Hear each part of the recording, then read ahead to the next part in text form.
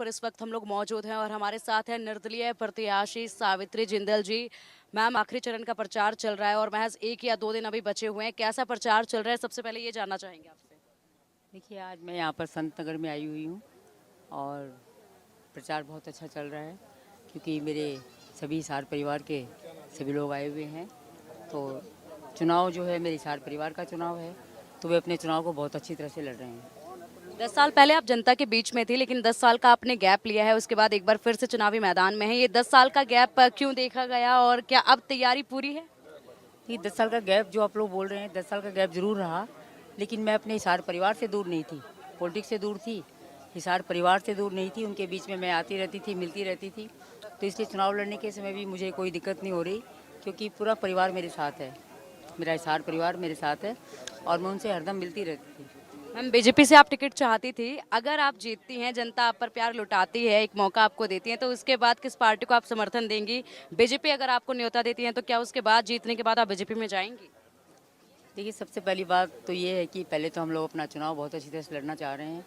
जब चुनाव जीत जाते हैं तो मैं सिर्फ और सिर्फ यही कहना चाहूँगी कि जो मेरे हिसार परिवार की मर्जी होगी मैं वही करूँगी और मैं अपने हिसार के जो हमारे मुद्दे हैं उनको विधानसभा में ज़ोर शोर से उठाऊँगी। और अपने हिसार के लिए जो मैंने भी सपना देखा है, जिंदल साहब ने भी सपना देखा था कि हमारा हिसार बहुत सुंदर और विकसित शहर हो, उसके लिए प्रयास करूँगी।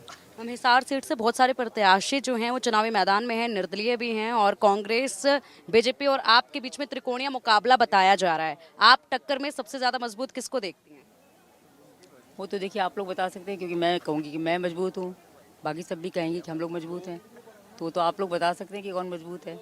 डॉक्टर कमल गुप्ता को बीजेपी से मौका मिला, जनता ने उन पर अपार प्रेम जताया था पिछली बार। क्या लगता है कि जो काम हिसार में होने चाहिए थे उनके समय में हुए? देखिए, काम की तो मैं बतलाऊँ, पहले जब 10 साल पहले मैं थी तो सीवरेज लाइन वगैरह उस टाइम डलवाई गई थी।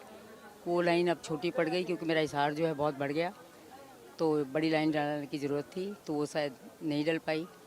तो मैं तो यही कहूँगी कि मैं आने के बाद जो मूलभूत सुविधाएं हैं, जैसे सड़कें टूटी हुई हैं, पानी की निकासी का प्रबंध नहीं है, आप देखेंगे कहीं कहीं गलियों में अभी भी पानी भरा हुआ है और सीवरेज का पानी है, तो मच्छर हो गए, लोग बीमार हो जाते हैं। तो मैं कोशिश करूँगी कि मेरे हिसार वालों को सारी सुविधाएं मिलें, कोई भी कमी ना रहे और कम से कम मूलभूत सुविधाएं तो सारी मिलें। हम, आपके बेटे बीजेपी में हैं और बहू जो हैं प्रचार प्रसार में आपके साथ जुटी हुई हैं।